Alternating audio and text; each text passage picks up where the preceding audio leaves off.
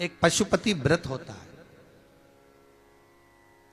यदि कोई विशेष समस्या हो जो आप नहीं बता सकते किसी को, बहुत तकलीफ चल रही हो, बहुत कष्ट हो रहा हो, बहुत ज्यादा दुखी हो, तो 5 सोमवार पशुपति व्रत कर लो।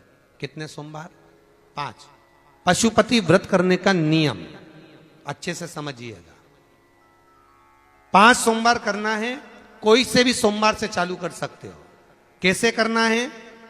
सुबह के समय पर भगवान शंकर का अभिषेक पूजन करने मंदिर में चले जाओ, पूजन अर्चना आराम से कर आओ। शाम के समय वही थाली लाकर घर में रख लो। सुबह के समय फलहार कर लो या मीठे का भोजन कर लो। अर्थात मीठा का भोजन मतलब फलाहारी भोजन, जो भी मीठे का है वो करें। शाम के समय घर से 6 दिए लगाकर लेके जाएं घी के। कितने दिए? 6। साथ में कुछ मीठा बनाकर लेकर जाएं। शंकर जी के मंदिर में जाकर मीठे के 3 हिस्से कर दें। 2 हिस्से मंदिर में रख दें, 1 हिस्सा अपने साथ लेकर आना। मंदिर से जो 6 दिए लेकर गए हो वो 5 दिए भगवान शंकर के सामने लगा दो पशुपति नाथ के नाम से, अपनी कामना कर दो। 1 दिया वापिस रख के थाली में लिया। जब घर में प्रवेश करें, घर के अंदर प्रवेश करते समय राइट भाग में प्रवेश करेंगे, उसका सीधा हाथ प्रवेश करते समय राइट भाग में जो दिया लेकर आए हो वो दिया दरवाजे के बाहर लगा दीजिए। घर के अंदर प्रवेश कर जाओ। जब भोजन करो शाम को, तो जो आपने 3 हिस्से करे थे उसका जो हिस्सा लेकर आए हो वो हिस्से के साथ में भोजन कर लीजिए। इसको कहते हैं पशुपति व्रत। मात्र 5 व्रत कर लो। अगर कोई समस्या है, तकलीफ है, बहुत कष्ट है, तब कोई दिक्कत आ गई है, कोई बीमारी आ गई है, बहुत कष्ट ज्यादा हो रहा है, कोई कर्जा बढ़ गया है, कोई देन लेन रह गया है, कोई परेशान कर रहा है, तो पशुपति व्रत आप कर सकते हैं। बहुत ध्यान देना। कई लोग पूछते हैं महाराज जी क्या घर में शंकर जी का शिवलिंग रख सकते हैं? रख सकते हो, मना नहीं है। जिसके घर में शंकर का शिवलिंग रहता है उसके घर में कभी बड़ा रोग प्रवेश नहीं करता। शंकर का शिवलिंग हो,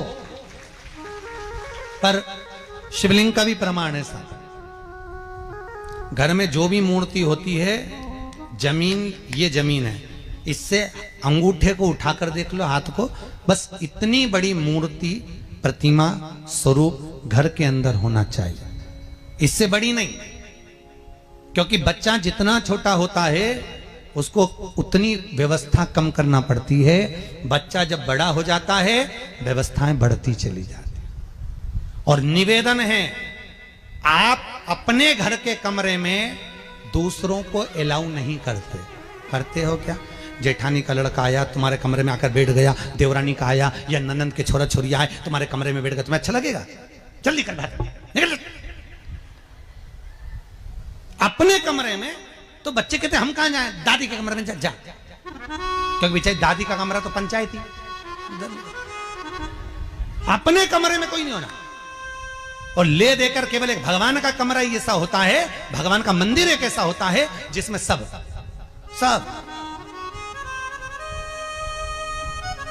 तीर्थ करने गई। कहां? रामेश्वर। गणेश जी भगवान शंकर से बोले पिताजी फिर तीर्थ गई है। शंकर जी बोले बेटा खसक के बैठ जा, पकड़ के लाती होगी। तीरथ गई, वहां से रामेश्वर जी को ले आई। फिर बद्रीनाथ गई, वहां से पकड़ लाई। द्वारका गई, वहां से ले आई। इतना सारा देवी देवता एक ही मंदिर में, सारा पितर देव, ये देव वो देव सब बैठा। बेचारा ये सब खसकाया बैठा। इतना सा तो मंदिर, उसमें भी ये सब फंसाया बैठा। और उसी में पानी का लोटा, उसी में जल सब रख गई। और मालूम पड़े वो लोटा भी लुढ़क गया, सब गीला हो गए। गणेश जी ने कहा पिताजी पूरे गीला हो गए। शंकर भगवान बोले बेटा अब तो आरती करके गई, कल ही आएगी। अब तो गई। और सुबह से आई, इतनी सी शक्कर लिए, इतनी सी कटोरी में, और आरती भी कर रही शक्कर धर के, और दिया हाथ में, और इधर हाथ में घंटी, तन मन धन सब कुछ तेरा, मुंह से बोल रही तेरा, ऊपर से दिखा रही ठेंगा, समझना मत ही तेरा, समझना नहीं तेरा। पहले के लोग घंटी बजाते थे, अंगूठा नीचे रखते थे। आज के जमाने में तन मन धन सब कुछ तेरा, समझ भगवान भी कहे का फंस। इतनी सी शक्कर, और सब भगवान के सामने एक इतनी सी शक्कर धर दी। गणेश जी के मैं खाऊं, राम जी के मैं खाऊं, हनुमान जी के मैं खाऊं, सब झगड़ रहा है। इतने में सब झगड़ रहे, तो इन्होंने विचार करा, इनने खाने के चक्कर में अपनी किचकिच कराई। अब की बार ये किचन में जाओ तो अपन भी किचकिच कराओ। अब सारे पंडितों से पूछती फिर रही, महाराज घर में शांति नहीं, घर में शांति नहीं। अब महाराज जी के कहीं मालूम कि क्यों शांति नहीं।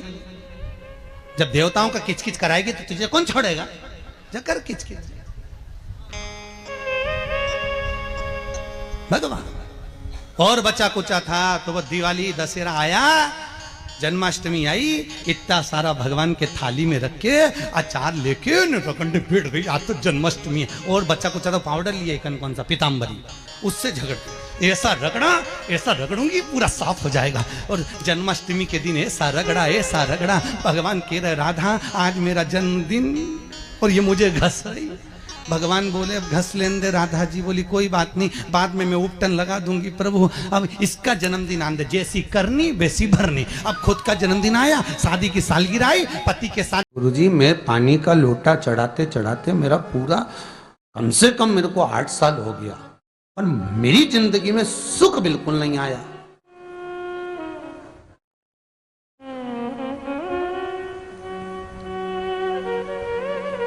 हमने कहा तूने कैसे चढ़ाया, वो भी तो सुने। तो क्या कैसे, क्या स्नान करा और मंदिर जाके लोटा चढ़ाया पानी का। अच्छा, अब मैंने कहा तू चुप रहे। उसके पति, यहीं की इसी ऑफिस की बात है भवानी मंडी से, उसके पति से पूछा, हाँ जी वर्मा जी सही बताओ पत्नी लोटा कैसे चढ़ाई। गुरुजी ना जाने कहाँ के महाराज के चक्कर में पड़ी, लोटा भर के पानी चढ़ाने जाए, नहाने के बाद बच्चा इतना सा रो रहा, चिल्ला रहा, पर उसको टच तक नहीं करे, किसी चीज के नहीं छुए, और बिल्कुल कोरी की कोरी साड़ी पहने, धुली हुई, पहले ही बाथरूम में टांग के धर दे, उसको कोई छू नहीं सकता, टाविल टच नहीं कर सकता, और ऐसी जाके शंकर जी के फिर लोटा चढ़ाए। मंदिर में अगर किसी ने छू लिया तो वापिस आ जाए, नहाए धोए फिर जाए। मैंने कहा बस अब तो तू ऐसी जिंदगी भर चढ़ाती रहे तो भोलेनाथ आएगा ही।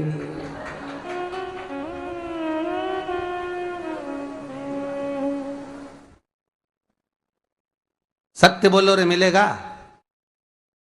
कई लोगों ने पूछा शंकर को रिझाने के लिए कौन से कलर के कपड़े पहने कि शिव राजी हो जाए। शंकर को पाने के लिए कपड़ा बदलने की जरूरत नहीं होती, शंकर को पाने के लिए कलेजा बदलने की जरूरत होती है, शंकर मिल जाता है। कपड़े से शिव कभी नहीं मिला साहब।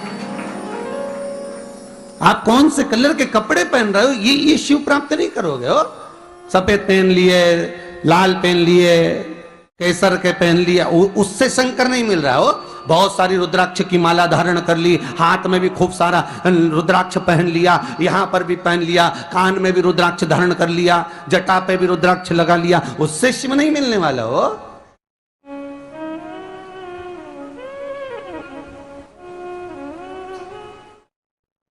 अरे भाई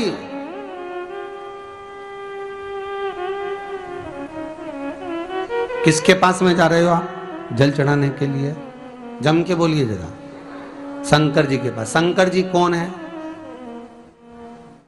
तुम्हारे कौन से मतलब नहीं है। भगवान को तो केवल इतना मतलब है कि आप मन कैसा लेकर आए हो। ये तन साफ करने से, स्नान करने से, खूब रगड़ रगड़ के नहाने से, लक्स पेयर से, खूब घिस घिस के नालों ने, क्रीम ने, पाउडर, डेंटिंग पेंटिंग करके फिर भगवान के पास जाओ और बढ़िया 2-4 घंटे तक फैशन करके भगवान को रिझाओ। भगवान रिझेगा? अरे गर्ग संहिता में लिखा है कि शंकर को एक बार प्रणाम करने का फल क्या है कि 10 अश्वमेध यज्ञ के स्नान का जो फल होता है वो मात्र शंकर को प्रणाम करने से मिल जाता है। कितना? 10 अश्वमेध यज्ञ के स्नान का जो फल है शंकर को मात्र प्रणाम करने से मिल जाता है। पर गर्ग संहिता कहती है कि 10 अश्वमेध यज्ञ के स्नान के बाद भी मनुष्य का जन्म वापिस मिल सकता है। मतलब वापिस तुम्हारा जन्म हो सकता है, किसी भी रूप में हो जन्म हो सकता है। पर शिव पुराण कहती है, गर्ग संहिता कहती है, स्कंद पुराण कहती है, नर्मदा पुराण कहती है कि महाराज इतना जरूर है कि शिव को प्रणाम करने का फल उतना है कि 10 अश्वमेध यज्ञ के स्नान का फल मिल जाता है। पर गर्ग संहिता कहती है कि शंकर के चरणों में अगर प्रणाम कर लिया तो ये पक्का है कि अश्वमेध यज्ञ का फल भले कट जाए पर शंकर के प्रणाम का फल नहीं कटता, उसका वापस जन्म नहीं होता और वो शिव का हो जाता, वो शंकर का हो गया, फिर उसका जन्म नहीं है महाराज।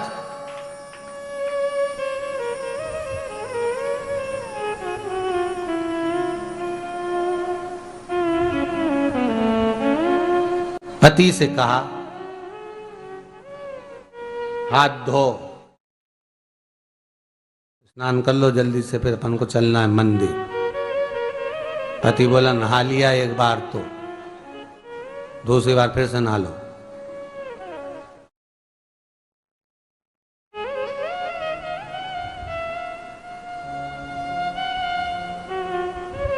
गया, अपनी के ना माने तो कई घर में चंद्र घंटा से माथा भिड़ा, स्नान करा फिर आया। चल पलंग पे काय को बैठ गए?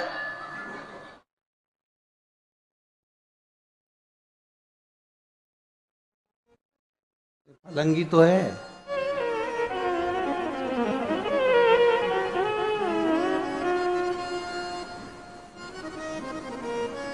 फिर से नहा के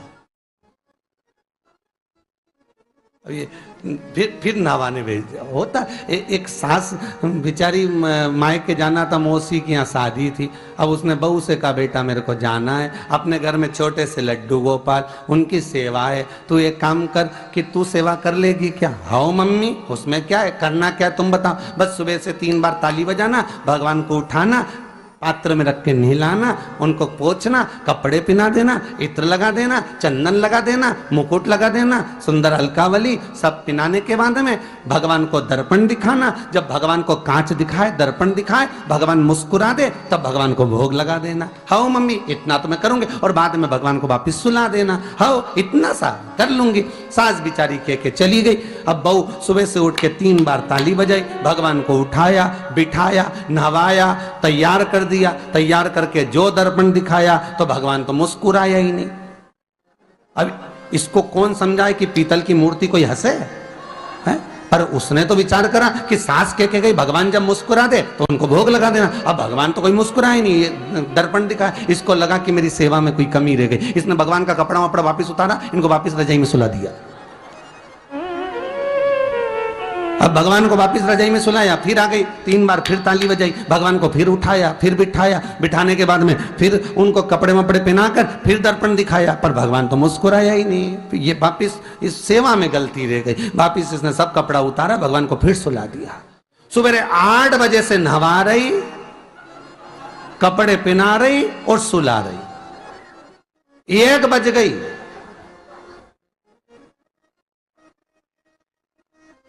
कुछ गलती रह गई होगी अपने सास के गई। अब की बार फिर भगवान को नहवाया। भगवान भी मन में सोचे नहवाई नहवा रही, खवा तो कछु ना रही। 28 बार नहवा दिया। इसके बाप का क्या जाए, 29 बार भी नहवा देगी। सर्दी होगी तो हमको होगी, इसका क्या जाए। नहवा ही रही है और खवाती कुछ नहीं, फिर सुला देती है, फिर ताली बजा। अब क्या फिर आ गई और 29वीं बार फिर बैठ गई और फिर भगवान को नहवाया, कपड़े पहनाया और पहनाने के बाद भगवान का श्रृंगार करके जैसे ही दर्पण उठाया, उठा के जो भगवान को दिखाने लगी, भगवान ने मन में सोचा अब की बार तो हंसी दूंगा, चाहे कुछ भी हो जाए। और भगवान दोनों दांत दिखा दिए।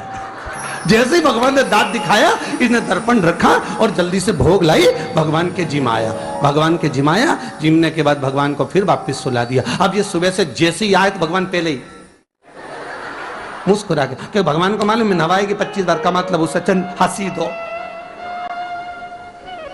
हंसने में क्या जाता, तो भगवान पहले से मुस्कुरा के बैठ जाए। अब एक दिन सास आ गई।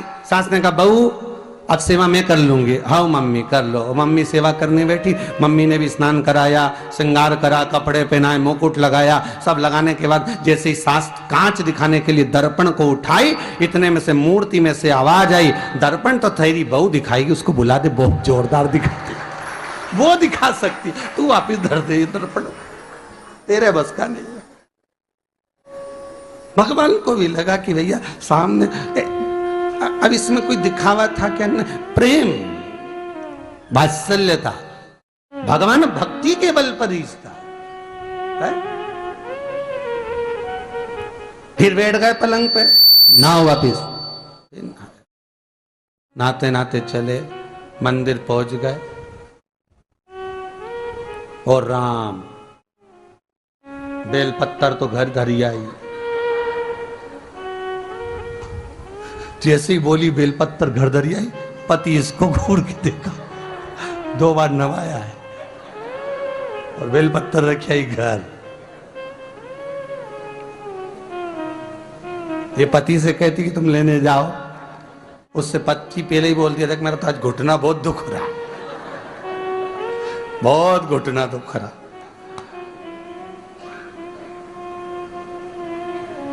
ठीक है तुम बैठो, मैं आई अभी घर से। अब घर जाते जाते मालूम पड़े फिर कहीं का कोई छुआ गया तो नहाने बैठ गई। फिर आई, इसकी जो पूजन की थाली रखी थी, कोई भगत आया बेचारा, उसने सोचा मंदिर की थाली है, सब चढ़ा चुड़ू के चले गया सब। पति से बोली तुमने अकेले ही पूजन कर ली? मैं तो करा ही नहीं, ये नंदी जहां बैठा उसके पास में बैठा, मैंने हाथ नहीं लगाया। तो ये सामान कौन चढ़ाया? इनकी आई थी, सब चढ़ाया। तो क्या शर्म नहीं आई? बेलपत्तर तो था ही नहीं। तो क्या सियोर वाला महाराज की कथा सुनी थी, शंकर जी पे से उठा लिया, धो के चढ़ा के वो गई, वो चली गई। शिव ये नहीं कह रहा कि तुम वस्तुएं बटोर कर लाओ, शंकर कहता तुम्हारे पास में मिल जाए तो समर्पित कर दो, नहीं मिले धोया, वापिस शिव को चढ़ा दिया, वापिस शंकर को समर्पित कर दिया। शिव स्वीकार करेंगे। 1 महीने तक भी एक बेलपत्र को धोकर शंकर को रोज चढ़ाते रहो तो भी शंकर स्वीकार करेंगे। उसमें भगवान ये नहीं सोचेंगे कि निर्माल्य है, स्वीकार करेंगे।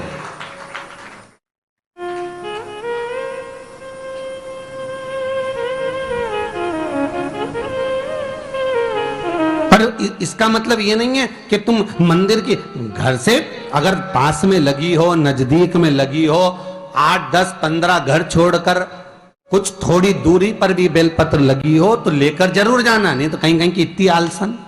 उन्होंने कहा सियोर वाला महाराज बोला तुम तो उठा उठा के चढ़ा दो, तो भगवान के मंदिर में ही बेलपत्र नहीं जाए मालूम पड़े हो, तो ऐसा नहीं है कि नहीं जाए वाला, जाओ, पास में लगी हो तो लेकर जरूर जाओ।